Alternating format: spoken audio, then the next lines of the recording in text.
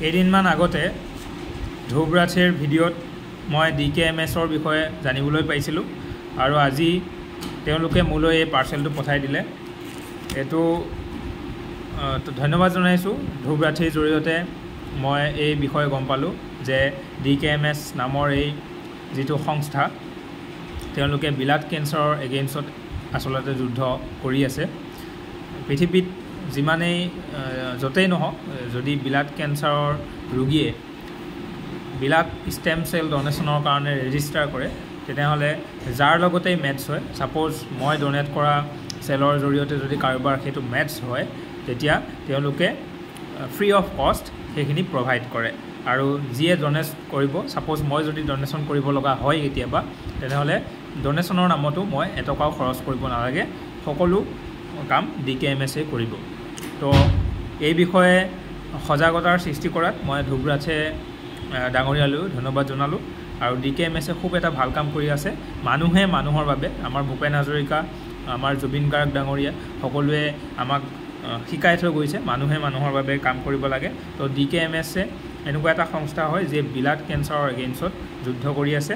তো আমিও তেওঁলোকক এই ক্ষেত্ৰত সহায় সহযোগিতা আগবঢ়াব লাগে। আমাৰনো কি যায়, আমি খালি এই DKMSৰ ৱেবছাইটত গৈ ৰেজিষ্টাৰ কৰিব লাগে আৰু আমাৰ ঘৰলৈ এনেকুৱা এটা পাৰ্চেল আহি যাব আৰু সেইটোত আমি তেওঁলোকৰ প্ৰচিডিউৰখিনি কৰি আকৌ পঠাই দিব লাগে। পঠাই দিয়া অনা নিয়া কোনো খৰচ নাই, তেওঁলোকে ফ্ৰী অফ কষ্ট কৰাব।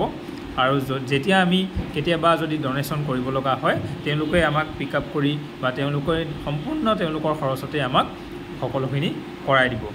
তো ব্লাড কেঞ্চাৰৰ বিৰুদ্ধে এই যুদ্ধখনত আপুনিও এজন যোদ্ধাৰো হওক আৰু let's delete blood cancer all over the world. এইটো খুলি মই আপোনালোকক দেখাই আছোঁ কেনেকৈনো কি হয়। মইতো খুলিবলৈ ট্ৰাই কৰিম বাৰু। এটা গেটিংছ কাৰ্ড আহিব, এটা পেকিং আহিছে, এইটো খুব ধুনীয়াকৈ এটা লেফাফাত তেওঁলোকে এইটো পেষ্ট কৰি পঠাইছে।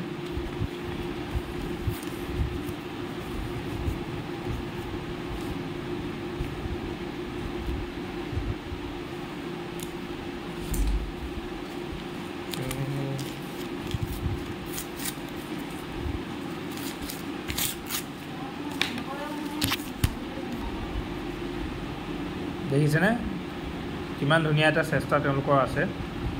Give hope, save lives, together against blood cancer, don't forget to send me back. এই কিটটো তেওঁলোকে এটা কিট পঠিয়াই দিয়ে। এই কিটটো আমি সোৱাব টেষ্ট কৰি তেওঁলোকক পঠাই দিব লাগিব। মই আপোনালোকক প্ৰচিডিউৰটো দেখাম কেনেকৈ। ইয়াতে সম্পূৰ্ণ একচুৱেলি লিখাই থাকে চিম্পল এণ্ড ফাষ্ট। মই প্ৰচিডিউৰটি কৰি আপোনালোকক মই দেখাই আছোঁ। তেওঁলোকে আনকি এটা এনভলপো দিছে, যিটোত মানে আমি এই বস্তুটো পেক কৰি পঠাই দিব পাৰিম।